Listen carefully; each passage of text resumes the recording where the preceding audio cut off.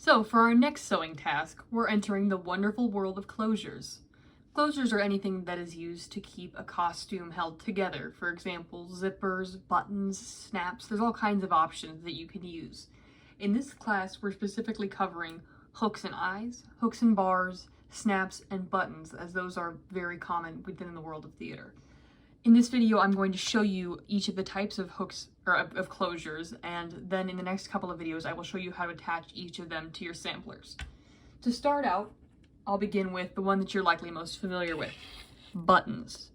Buttons are very common on clothing, and they, I think, are generally the most recognizable form of closure for an average person. If you've worn a shirt or pants, you know how buttons work. There's a thread loop on one side, or a fabric and thread loop on one side, and the button is stitched to the other side, and you feed it through the loop, and it holds the thing shut. Buttons come in a lot of different sizes. They can have 2 holes or 4 holes. These are just traditional buttons. Another type of button that we will be sewing on is buttons with metal shanks. This part here is called the shank.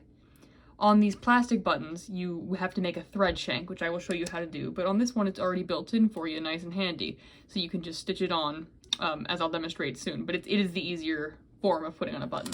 This is also a pre-shanked button, however the shank on it is made of fabric, so you stitch straight through that. These are less common in modern clothing and also in modern costuming practices, but you will see them on older garments. I think they're neat.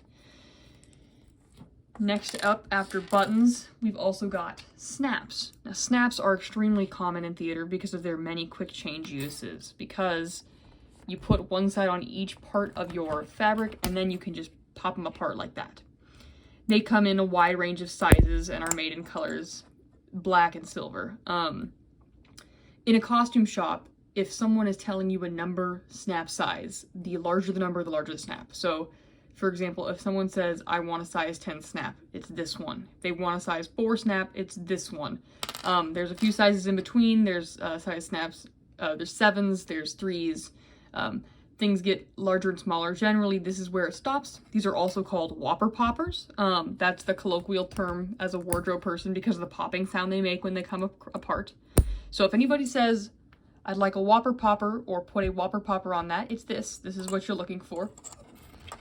Then our next class of closures are the hooks family. This is a hook and bar, often placed on a skirt to hold it shut and to hold everything up together. And like I said, I'll show you how to sew all these on in the next couple videos. But so this part is the hook. As you can see, it's got a hook shape to it. And this part is the bar that you will sew on so that there's a little gap between this and the fabric that you can stitch, or that you can hook the hook through. These also come in a lot of sizes. They get bigger from here, and also I don't think they get smaller in skirt hooks, but on the other variety of hooks, we've got hooks and eyes. And you'll notice these are a little bit different shaped. These oftentimes are used to finish at the top of a dress where there's a zipper and you've got a little bit of gap at the neck. You put a hook and eye up there. Like I brought for you today, you've got a variety of sizes again. They also come in black and silver.